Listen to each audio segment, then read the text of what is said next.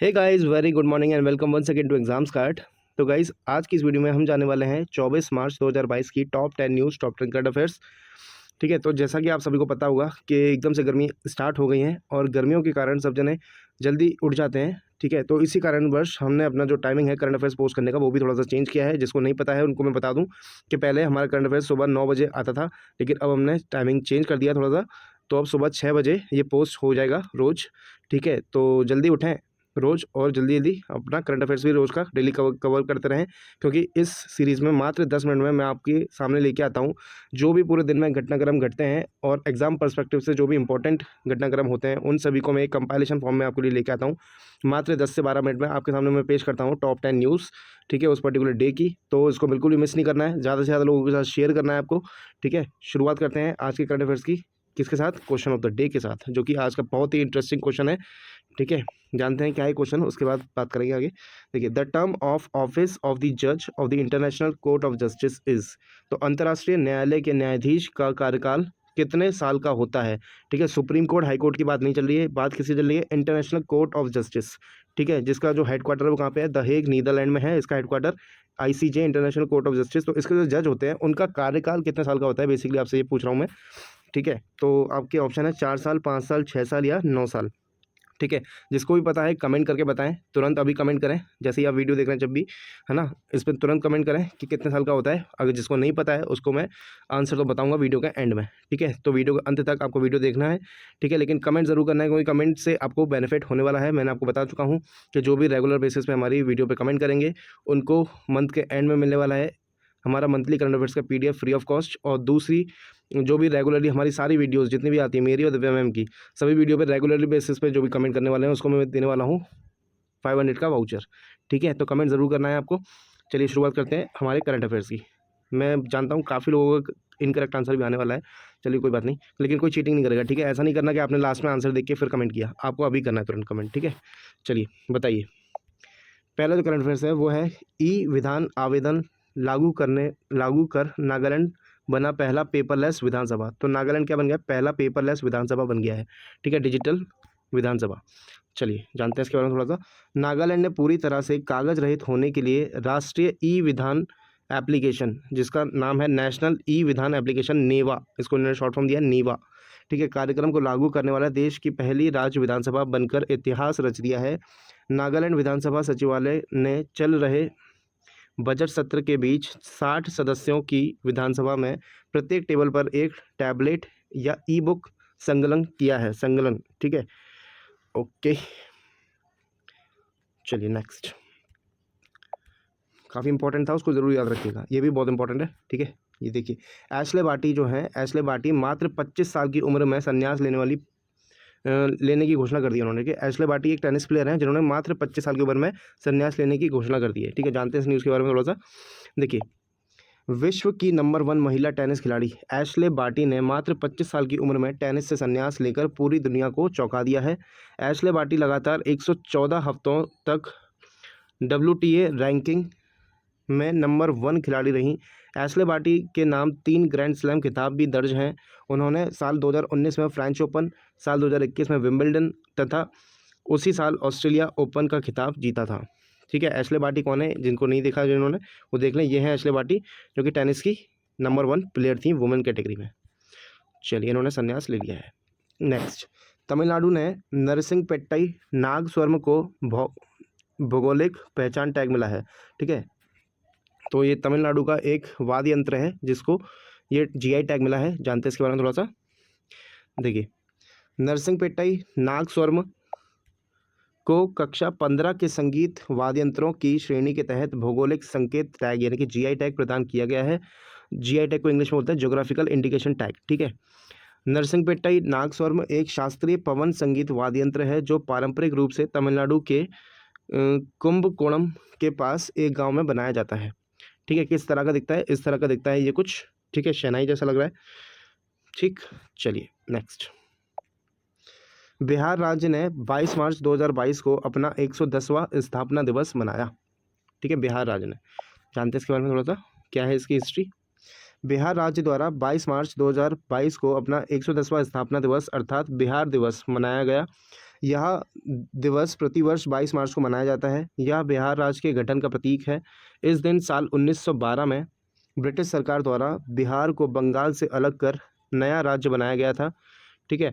प्राचीन भारत में बिहार को एक शक्ति केंद्र, शिक्षण स्थल एवं संस्कृति के केंद्र के रूप में जाना जाता था। भारत का पहला साम्राज्य, जिसे मौर्य साम्राज्य कहा जाता है, उसका उदय मगध से हुआ था। ठीक है, यहीं से हुआ था। ठीक, चलिए नेक्स्ट। कुवैत बना धरती का सबसे गर्म स्थान। रिकॉर्ड 53.2 डिग्री सेल्सियस टेम्परेचर वहाँ पे रिकॉर्ड किया गया। जानते हैं इसके बारे में? कुवैत 53.2 डिग्री सेल्सियस और 127.7 डिग्री फ़ारेनहाइट के गर्म तापमान पर पहुंच गया, जिससे यह पृथ्वी पर सबसे गर्म स्थानों में से एक बन गया है। कुवैत में पिछली गर्मियों में इतनी गर्मी थी कि पक्षी आसमान में ही मर गए। समुद्र के घोड़े गाड़ी में उबलकर मर गए। मृत क्लेम ने चट्टानों को लेपित किया। उसके शेल्स ऐसे खुले थे जैसे वे उबले हुए हों। ठीक है, तो ये सब चीज़ें घटनाएं हुई हैं यहाँ पे। अच्छा, कुवैत की जो राजधानी वो क्या है? कुवैत सिटी है। और कुवैत की मुद्रा क्या है? कुवैती दिनार। आपको ये भी बता दूँ, जो कुवैती दिनार है ये मोस्ट एक्सपेंसिव करेंसी है इन दी वर्ल्ड। ठीक है, सबसे महंगी करेंसी कौन सी है? कुवैती दिनार ही है। ठीक है, यूरो और ये जो अपना डॉलर है, पाउंड है, ये सब इन सबसे भी महंगी है कुवैती दिनार। ठीक है, आई थिंक 1 कुवैती दिनार इज इक्वल 200 समथिंग रुपीज़ होते हैं ना, तो काफ़ी एक्सपेंसिव है ये। चलिए नेक्स्ट।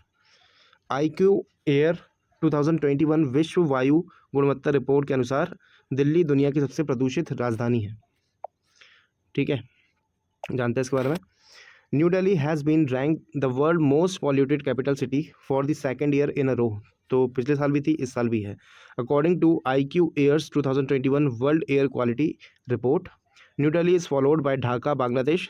ठीक है, तो फर्स्ट पे तो आपका न्यू दिल्ली है इंडिया का, सेकंड पे है ढाका जो कि बांग्लादेश की राजधानी है, थर्ड पे है एन ज़मीना जो कि चैड रिपब्लिक की राजधानी है।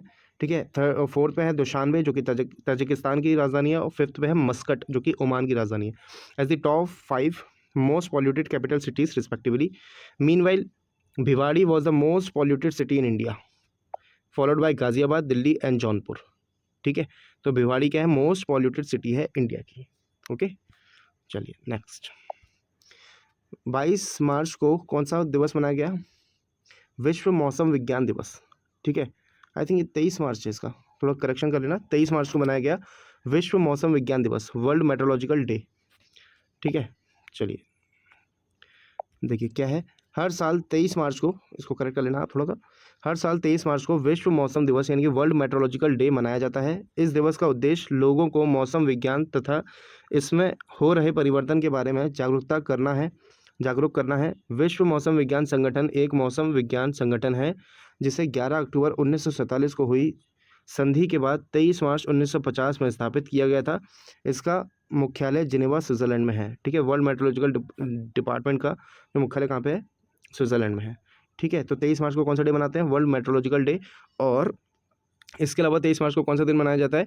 वो है शहीद दिवस। ठीक है, 23 मार्च को ही शहादत हुई थी किसकी? राजगुरु सुखदेव और भगत सिंह जी की। ठीक है, उनको फांसी दी गई थी, तो आपको वो भी याद रखना है कि 23 मार्च को और कौन सा दिन मनाया जाता है? शहीद दिवस। ओके, चलिए नेक्स्ट। माइक्रो फाइनेंस ऋण के लिए RBI द्वारा जारी किया गया नियामक फ्रेमवर्क। क्या है ये न्यूज़? थोड़ा सा जानते हैं। देखिए, the reserve bank of India has directed regulated entities lending to the microfinance sector to ensure that loans are collateral free and are not secured by a lien on the borrower deposit accounts, that the repayment obligation are capped, that the interest rates are not usury, and there is no proper prepayment penalty. The central bank harmonized regulatory framework for regulated lenders, which include scheduled commercial banks, small finance banks, NBFCs and NBFC investment and credit companies include these clauses. ठीक है, next. 5वें women transforming India awards में नीति आयोग द्वारा 75 महिलाओं को सम्मानित किया गया। क्या है इस न्यूज़ में? नीति आयोग के महिला उद्यमिता मंच यानी कि वर्ल्ड एंटरप्रेन्योर प्लेटफॉर्म ने women transforming India awards WTI awards के 5वें संस्करण का आयोजन किया। आज़ादी का अमृत महोत्सव के हिस्से के रूप में भारत की आज़ादी के 75 साल पूरे होने का जश्न मनाने के लिए WTI पुरस्कारों को सशक्त और समर्थ भारत की दिशा में उनके योगदान के लिए 75 महिलाओं को सम्मानित किया गया है। ओके, नेक्स्ट और लास्ट है आज का। फ़ोनपे ने freelance entrepreneur network gig India का अधिग्रहण किया। ठीक, देखिए, digital payment and financial service company PhonePe has acquired gig India a network for independent micro entrepreneurs based in Pune. तो ये गिग इंडिया है, कहाँ पे बेस्ड है? पुणे में। ठीक है। As a result of the acquisition, PhonePe will be able to integrate over 1.5 million entrepreneurs and over 100 businesses as customers apart from its employees. ठीक है, तो इस ऐसा करने से क्या होगा? 1.5 एंटरप्रेन्योर और 100 बिजनेसेस फ़ोनपे के साथ जुड़ जाएंगे। ठीक है, as the customer. PhonePe will use gig India's network of freelancing micro entrepreneurs to assist corporation and businesses in expanding their customer base and distribution channels. ठीक है, तो इससे काफ़ी बेनिफिट होने वाला है फ़ोनपे को। चलिए आते हैं अपने क्वेश्चन ऑफ द डे के ऊपर। ठीक है, देखिए इसका आंसर है 9 ईयर्स। तो अंतर्राष्ट्रीय न्यायालय के न्यायाधीशों का कार्यकाल कितने साल का होता है? 9 ईयर्स। काफ़ी लोग शॉक्ड रह गए होंगे। ठीक है, काफ़ी लोगों ने आंसर भी किया होगा 4 साल, 5 साल या 6 साल में से, लेकिन आंसर क्या है? 9 साल। ठीक है, जानते हैं इसके बारे में थोड़ा सा।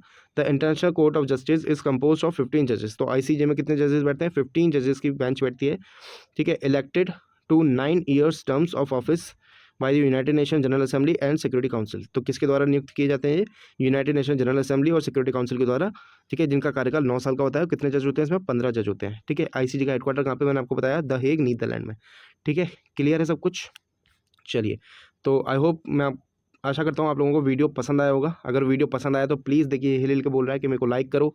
ठीक है, साथ ही साथ कमेंट करो जो आपसे क्वेश्चन पूछा गया था उसका, और कैसी लगी वीडियो ये भी बताना। साथ ही साथ शेयर ज़रूर करना जितना ज़्यादा हो सके अपने दोस्तों के साथ, रिलेटिव्स के साथ जो भी एग्जाम्स की तैयारी कर रहे हैं। और चैनल पर पहली बार आए तो चैनल को सब्सक्राइब किए बगैर तो जाना ही नहीं आपको। ठीक है, सब्सक्राइब जरूर कर लें, बेल आइकन को प्रेस कर लें और ऑल पे क्लिक कर देना, जिससे सारी वीडियो की नोटिफिकेशन आपको सबसे पहले मिले। ठीक है, ये टेलीग्राम चैनल है, इसको भी आप ज्वाइन कर लीजिए। बाकी मिलेंगे कल हम फिर सुबह 6 बजे नेक्स्ट क्लास में। Till then take care, bye bye.